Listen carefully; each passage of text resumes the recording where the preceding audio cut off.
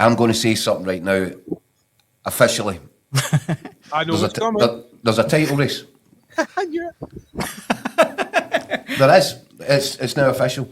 And do you know what? It probably would have been the case even if Celtic had won there today, because Rangers are a different proposition entirely to the Rangers that, you know, was presenting itself earlier in the season. That wasn't a team capable of challenging for a title. This is a different Rangers team. And Celtic, they're not where they were in November.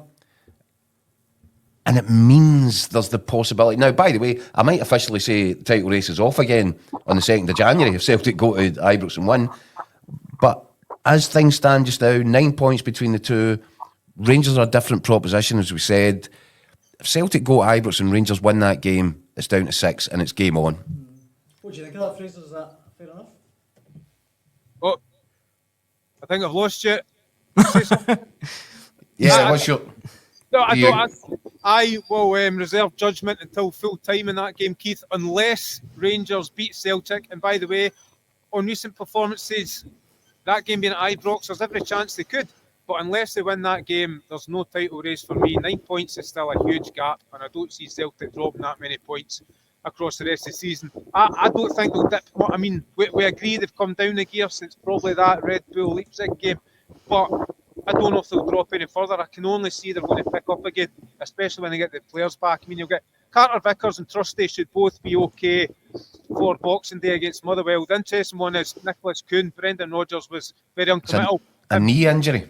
Yeah, he's got a knee niggle. He called it a niggle, but he wouldn't say as much, but it certainly sounded like he won't feature in Boxing Day, which immediately makes you wonder, well, will he be fit for a week later to be thrown back in? So look, I don't doubt Rangers have without doubt improved their performances and are starting to look a real threat, especially at the top end of the park, but they need to beat Celtic on January 2nd. And if they do, then I'll agree with Keith, there is a threat. Oh. We need to let him go in a matter of health and safety here. Fraser, before you get taken away in a tornado, we'll let you go. Thank you very much for joining us on the Hotline Live. I hope you survive your trip home.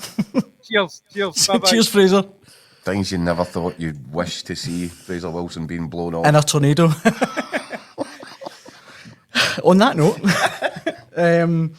I think Fraser makes a good point when he says, I think the game in the January the 2nd is pivotal. If Rangers win that, then definitely. That's what I'm saying now. I reserve the right to say the race is back off again if Celtic go across the city and take 3 points. But as things stand right at this moment in time, Rangers are on the up and Celtic are coming back down towards them a little bit.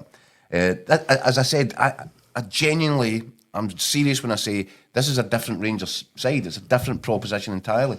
The Rangers that we saw, you know, just up until the last 3-4 weeks, wasn't a side that was capable of putting up a proper challenge.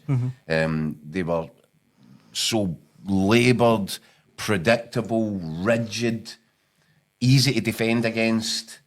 And all of a sudden, we keep saying it, I don't know if he's designed this or if he's stumbled across it. All of a sudden in the last third, Rangers have got vibrancy and energy and options and variation, and they're completely different. I mean, obviously, they only won 1-0 against Dundee yesterday, but it looks of things it could have been 5, 6 or 7. Hit the bar 4 times. Yeah, and, you know, missed some big chances, but it's just, they are a different team to play against now. And Celtic, you know, saw that for themselves in the cup final at Hampden, and it's just going to be interesting. I just think it lights a fire under the next Old Firm game now. That's got some meaning.